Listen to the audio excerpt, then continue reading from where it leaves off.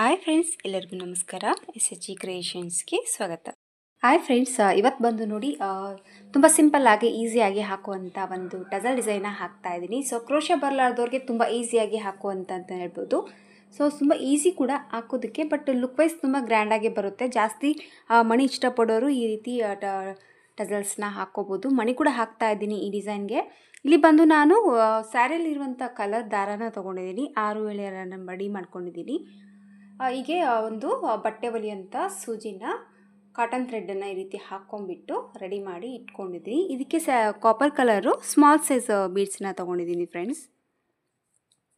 So ಈ ರೀತಿ copper colour ಇರೋಂಥದ್ದು ಚಿಕ್ಕದಾಗಿರೋಂಥ ಬೀಡ್ಸ್ನ ತೊಗೊಂಡಿದ್ದೀನಿ. ಕಟ್ ಮಾಡೋದಕ್ಕೆ ಸೀಸರ್ ತೊಗೊಂಡಿದ್ದೀನಿ, ಹಾಗೆ ಜರಿ ಥ್ರೆಡ್ಡು.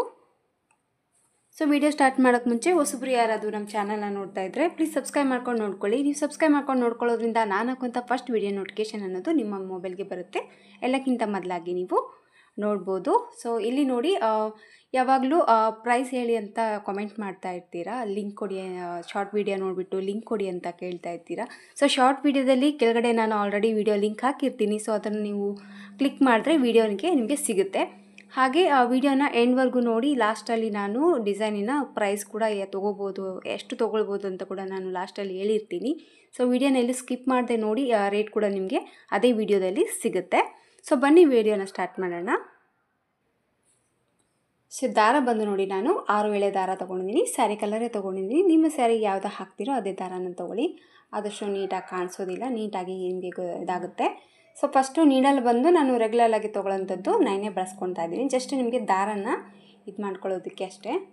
ಇದನ್ನು ಈ ರೀತಿ ದಾರನ ಈ ರೀತಿ ಎಳ್ಕೊಂಬಿಟ್ಟು, ಸೊ ಈಗ ಇದನ್ನು ನೀಡಲ್ನ ಈ ರೀತಿ ತೆಗೆದುಬಿಟ್ಟು 2 ಬೆರಳಲ್ಲಿ ಈ ರೀತಿ ದಾರನ ಮಧ್ಯದಲ್ಲಿ ಈ ರೀತಿ ಮಾಡಿ, ಸೊ ಮಧ್ಯೆ ದಾರ ಏನಿದೆಯಲ್ವ ಇದನ್ನು ಈ ರೀತಿ ಎಳ್ಕೊಂಬಿಡೋಣ.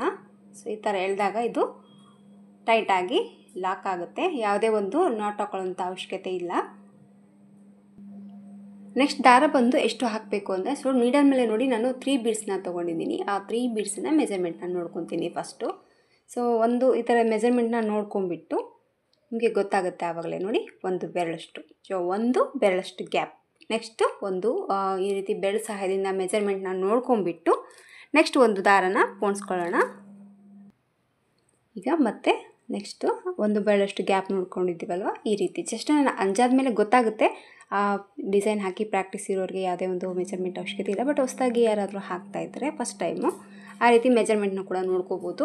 ಸರ್ತಿಗೆ ನಿಮಗೆ ಬೆರಳಿಟ್ಟು ಮೆಜರ್ಮೆಂಟ್ ನೋಡ್ಕೊಳ್ಳೋಕ್ಕೆ ಆಗಲ್ಲ ಅಂದರೆ ಒಂದು ಕಡ್ಡಿನ, ಅಂದರೆ ಊದುಬತ್ತಿ ಇರುವಂಥ, ಅಗರಬತ್ತಿ ಇರುವಂಥ ಕಡ್ಡಿ ಏನು ಲಾಸ್ಟಲ್ಲಿ ಇರುತ್ತಲ್ವ, ಆ ಒಂದು ಕಡ್ಡಿನ ಕಟ್ ಮಾಡ್ಕೊಂಡು ಇಟ್ಕೊಂಡ್ಬಿಟ್ರೆ ಅದು ಕೂಡ ನಿಮಗೆ ಹೆಲ್ಪ್ ಆಗುತ್ತೆ ಅಂತ ಹೇಳ್ಬೋದು. ಸೊ ನೋಡಿ, ಈ ರೀತಿ ಕರೆಕ್ಟಾಗಿ ನಾನು ಒಂದು ಮೆಜರ್ಮೆಂಟ್, ಬೆರಳು ಮೆಜರ್ಮೆಂಟಲ್ಲಿ ಈ ಒಂದು ದಾರನ ನಾನು ಹಾಕಿದ್ದೀನಿ. ಸೊ ಈಗ ಬಂದು ನಾನು ಬಟ್ಟೆ ಹೊಲಿಯೋ ಸೂಜಿನ ತೊಗೊತಾ ಇದ್ದೀನಿ. ಇದಕ್ಕೆ ಆಲ್ರೆಡಿ ನಾನು ಕಾಟನ್ ಥ್ರೆಡನ್ನು ಪೋಣಿಸ್ಕೊಂಡು ಇಟ್ಕೊಂಡಿದ್ದೀನಿ. ಸೊ ಕಾಟನ್ ಥ್ರೆಡ್ ಇಲ್ಲ ಅಂದರೆ ನಿಮಗೆ ಇದು ದಾರ ಸುತ್ತೀವಲ್ವ, ಆ ಕುಚ್ಚನ್ನ ಕಟ್ಟೋಳಕ್ಕೆ ಜರಿ ಥ್ರೆಡ್ ಇರುತ್ತೆ. ಆ ಜರಿ ಥ್ರೆಡನ್ನು ಕೂಡ ನೀವು ಪೋಣಿಸ್ಕೊಂಡು ರೆಡಿ ಮಾಡಿ ಇಟ್ಕೋಬೋದು. ಆಲ್ಮೋಸ್ಟ್ ಐಡಿಯಾ ಇರುತ್ತೆ ನಿಮಗೆ. ಸೊ ಈಗ ನೋಡಿ, ಆ ಸೂಜಿಗೆ ನಾನು 3 ಮಣಿಗಳನ್ನ ಪೋಣಿಸ್ಕೊತಾ ಇದ್ದೀನಿ. ಈ ರೀತಿ ಆ 3 ಬೀಡನ್ನ ಈ ಮಣಿಗೆ ಪೋಣಿಸ್ಕೊಂಡ್ಬಿಟ್ಟು ಈ ದಾರ ಏನಿದೆಯಲ್ವ ಇದನ್ನು ಬೆರಳಲ್ಲಿ ಈ ರೀತಿ ಹಗಲವಾಗಿ ಈ ರೀತಿ ಮಾಡ್ಕೊತಾ ಇದ್ದೀನಿ. ಸೊ ಈ ರೀತಿ ಇಟ್ಕೋಬೇಕು. ಇಟ್ಕೊಂಡ್ಬಿಟ್ಟು ಇಲ್ಲೇನು ಫಸ್ಟ್ ಏನು ದಾರ ಇದೆಯಲ್ವ, ಈ ದಾರದೊಳಗಡೆ ಮಣಿಗಳನ್ನ ಪೋಣಿಸ್ಕೊತೀನಿ.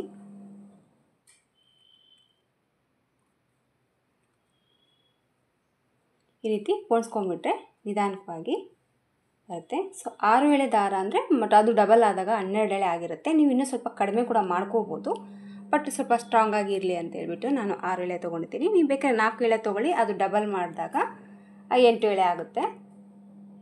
ಈಗ ನೆಕ್ಸ್ಟ್ ಬಂದು ನಾನು ಈ ದಾರನ, ಇದಕ್ಕೆ ನಾನು ಮಣಿ ಹಾಕಿಲ್ಲ, ಜಸ್ಟ್ ಈ ರೀತಿ ದಾರದೊಳಗಡೆ ದಾರನ ಪೋಣಿಸ್ಕೊಂಡ್ಬಿಟ್ಟು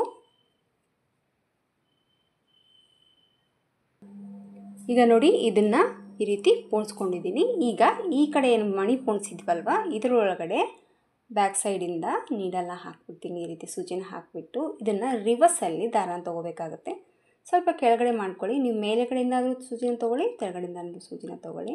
ಈ ರೀತಿ ನಿಧಾನಕ್ಕೆ ಸೂಜಿನ ತೆಗೆದುಬಿಟ್ಟು ದಾರ ಏನಿದೆಯಲ್ವ ಇದ್ರೊಳಗಡೆ ಈ ರೀತಿ ತೊಗೋಬೇಕಾಗುತ್ತೆ. ಎಳ್ಕೊಂಬಿಡಿ.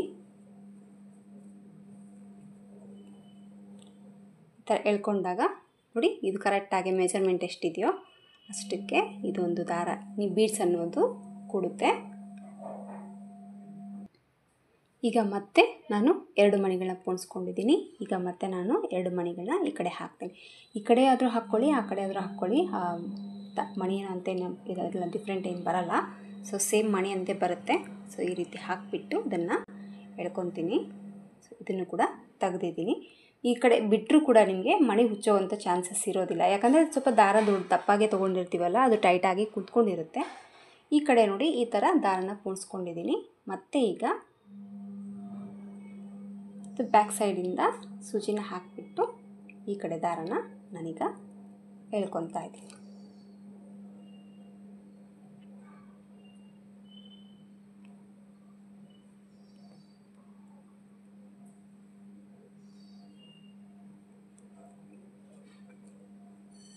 ಮಣಿ ಅನ್ನೋದು ಈ ರೀತಿ ನೀಟಾಗಿ ಕುಂತ್ಕೊಳ್ಳುತ್ತೆ.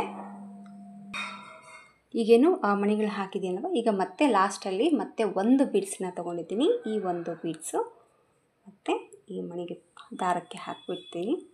ಸೊ ದಾರಕ್ಕೆ ಹಾಕಿಬಿಟ್ಟು ದಾರನ ಈಗ ನಾನು ಒಂದು ಮಣಿನ ಹಾಕಿದ್ದೀನಿ. ಈಗ ಮತ್ತೆ ಸೇಮ್ ಈ ಕಡೆ ದಾರದಲ್ಲಿ ಈ ದಾರನ ಮತ್ತೆ ಬ್ಯಾಕ್ ಸೈಡಿಂದ ಸೂಜಿನ ಹಾಕಿಬಿಟ್ಟು ಈ ದಾರನ ನೋಡಿ ನಾನು ಬಂದುಬಿಟ್ಟು 5 ಬೀಡ್ಸನ್ನ ಹಾಕಿದ್ದೀನಿ.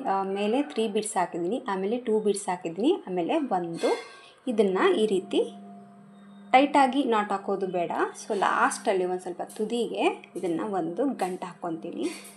ಸೊ ಈ ರೀತಿ ಗಂಟು ಹಾಕ್ಬಿಟ್ಟು ಈ ರೀತಿ ಬಿಟ್ಬಿಟ್ರೆ ಇಲ್ಲಿ ಕುಚ್ಚು ಕಟ್ಟೋದಕ್ಕೆ ನಿಮಗೆ ಹೆಲ್ಪ್ ಆಗುತ್ತೆ.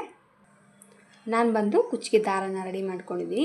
ನಾನು ಅಂಜಾದ ಮೇಲೆ ಕುಚ್ಚಿಗೆ ಅನ್ನೋದು ದಾರನ ರೆಡಿ ಮಾಡ್ಕೊಂಡಿದ್ದೀನಿ. ಇಲ್ಲೇನು ಗ್ಯಾಪ್ ಏನಿದೆಯಲ್ಲ, ಈ ಥರ ಗ್ಯಾಪ್ ಬಿಟ್ಟಿದ್ದೀವಲ್ವ, ಸೊ ಈ ರೀತಿ ಗಂಟಾಕ್ಬಿಟ್ಟಿದ್ರೆ ಮಣಿ ಹುಚ್ಚೋಗುತ್ತೆ ಅನ್ನೋದಿಲ್ಲ. ಇದು ಆರಾಮಾಗಿ ನೀವು ಈ ರೀತಿ ಬೆರಳನ್ನು ಆರಾಮಾಗಿ 2 ಬೆರಳನ್ನು ಇಟ್ಕೊಂಡು ಈ ದಾರನ ಈ ರೀತಿ ಮಧ್ಯದೊಳಗಡೆ ಹಾಕಿಬಿಟ್ಟು ಇದನ್ನು ಮೇಲೆ ಈ ರೀತಿ ಮಾಡಿ ಈಗ ಟೈಟಾಗಿ ಈ ಥರ ಇಟ್ಕೊಂಡ್ಬಿಟ್ಟು ಬ್ಯಾಕ್ ಸೈಡಿಂದ ಈ ರೀತಿ ನಾನು ಲಾಕ್ ಮಾಡ್ಕೊತಾ ಇದ್ದೀನಿ.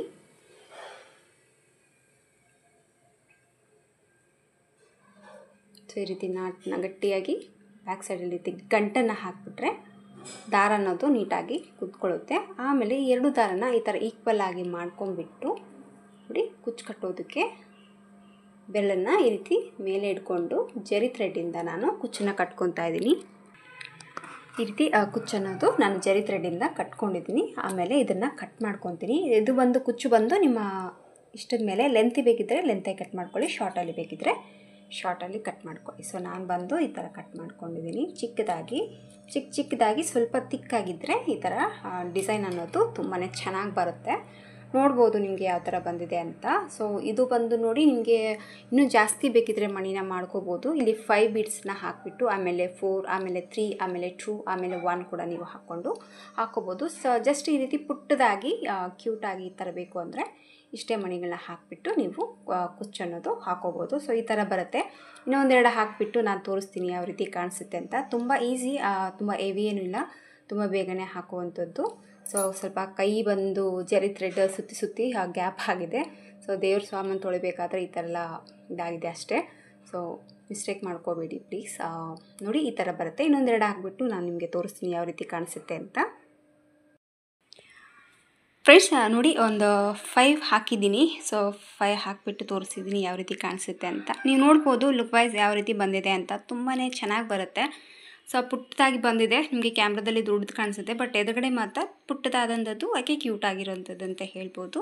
ಸೊ ಒಂದು ಸ್ಯಾಂಪಲ್ ಆಗಿ ಒಂದು 5 ಹಾಕಿದ್ದೀನಿ. ಸೊ ನೆಕ್ಸ್ಟ್ ಟೈಮ್ ಯಾರಾದರೂ ಕಸ್ಟಮರ್ ಕೇಳಿದ್ರೆ ಖಂಡಿತವಾಗ್ಲೂ ಸೀರೆಗೆ ಹಾಕಿರುವಂಥ ವಿಡಿಯೋ ಕೂಡ ನಿಮ್ಮ ಜೊತೆ ಶೇರ್ ಮಾಡ್ಕೊತೀನಿ. ಸೊ ನೋಡ್ಬೋದು ನಾನು ಬಂದು ಸ್ವಲ್ಪ ಗ್ಯಾಪ್ ಕೊಟ್ಟಿದ್ದೀನಿ, ಇನ್ನು ಸ್ವಲ್ಪ ಹತ್ತಿರ ಬೇಕಿದ್ದರೆ ಕೂಡ ನೀವು ಹಾಕ್ಕೋಬೋದು. ಸೊ ಸ್ಯಾರಿಯಲ್ಲಿರುವಂಥ ಥ್ರೆಡ್ ರೇಷ್ಮೆ ಸೀರೆಗೆ ಆಲ್ಮೋಸ್ಟ್ ಥ್ರೆಡ್ ತುಂಬಾ ಬರುತ್ತೆ. ಆ ಥ್ರೆಡ್ಡಿಂದ ಕೂಡ ನೀವು ಟ್ರೈ ಮಾಡ್ಬೋದು ಈ ಡಿಸೈನ್ನ. ಬಟ್ ಫಿನಿಶಿಂಗ್ ಬೇಕು ಅಂದರೆ ಈ ಥರ ಎಕ್ಸ್ಟ್ರಾ ನೀವು ಪೋಣಿಸ್ಕೊಂಡು ಹಾಕಿದಾಗ ಒಂದು ಫಿನಿಶಿಂಗ್, ಒಂದು ಸೀರೆಗೊಂದು ಫಿನಿಶಿಂಗ್ ಏನಿದೆಯಲ್ಲ ಅದು ತುಂಬಾ ಚೆನ್ನಾಗಿ ಬರುತ್ತೆ ಅಂತಲೇ ಹೇಳ್ಬೋದು. ಸೊ ಈ ರೀತಿ ದೂರ ಹಾಕಿಬಿಟ್ಟು ಮಧ್ಯದಲ್ಲಿ ಒಂದು ಪ್ಲೇನ್ ಆಗಿ ಒಂದು ಕುಚ್ಚು ಡೈರೆಕ್ಟಾಗಿ ಪಲ್ಲುಗೆ ಸೂಜಿಯಿಂದ ಪ್ಲೇನ್ ಒಂದು ಟಜಲ್ನ ಎರಡು ಕಲರು ಕಾಂಟ್ರಾಸ್ಟಲ್ಲಿ ಕಲರ್ ಇದ್ದರೆ ಸೊ ಆ ಕಲರಲ್ಲಿ ಕೂಡ ನೀವು ಕುಚ್ಚನ್ನ ಒಂದೊಂದು ಮಧ್ಯದಲ್ಲಿ ಕೂಡ ನೀವು ಹಾಕ್ಕೋಬೋದು. ಆ ರೀತಿ ಕೂಡ ನೀವು ಟ್ರೈ ಮಾಡ್ಬೋದು. ಸೊ ಈ ಥರ ಕೂಡ ತುಂಬಾ ಚೆನ್ನಾಗಿ ಬಂದಿದೆ. ನೀವು ನೋಡ್ಬೋದು ಲುಕ್ ವೈಸ್ ತುಂಬಾ ಚೆನ್ನಾಗಿ ಬರುತ್ತೆ. ಸೊ ಬಿಗಿನರ್ಸ್ ಆಗಿದ್ರು ಕೂಡ ಆರಾಮಾಗಿ ಟ್ರೈ ಮಾಡಿ, ತುಂಬ ಈಸಿಯಾಗಿ ಹಾಕುವಂಥ ಒಂದು ಟಜಲ್ ಡಿಸೈನ್ ಅಂತಲೇ ಹೇಳ್ಬೋದು, ಒಂದು ರಿಚ್ ಲುಕ್ ಕೊಡುವಂಥ ಡಿಸೈನ್ ಅಂತಲೇ ಹೇಳ್ಬೋದು. ಸೊ ಇದಕ್ಕೆ ಸ್ಯಾರಿ ಫುಲ್ ಹಾಕಿದಾಗ ಪ್ರೈಸ್ ತೊಗೊಳೋದಾದರೆ 450 ರುಪೀಸ್ ಚಾರ್ಜ್ ಮಾಡ್ಬೋದು. ನೋಡಿ, ನಿಮ್ಮ ಪ್ಲೇಸ್ ಮೇಲೆ ಡಿಪೆಂಡ್ ಇರುತ್ತೆ, ಹಾಗೆ ನಿಮ್ಮ ಕಸ್ಟಮರ್ ಮೇಲೆ ಕೂಡ ನೋಡ್ಕೊಂಬಿಟ್ಟು ಪ್ರೈಸ್ ಅನ್ನೋದು ನೀವು ತೊಗೊಳ್ಬೋದು. ಇಷ್ಟ ಆಯಿತು ಅಂದ್ಕೊಂಡಿದ್ದೀನಿ ಫ್ರೆಂಡ್ಸ್. ಇವತ್ತಿನ ಈ ಡಿಸೈನು ಇಷ್ಟ ಆದರೆ ಒಂದು ಲೈಕ್ ಕೊಡೋದನ್ನು ಮರಿಬೇಡಿ. ಮತ್ತೆ ಮುಂದಿನ ವೀಡಿಯೋದಲ್ಲಿ ಸಿಗ್ತೀನಿ. ಎಲ್ಲರಿಗೂ ನಮಸ್ಕಾರ.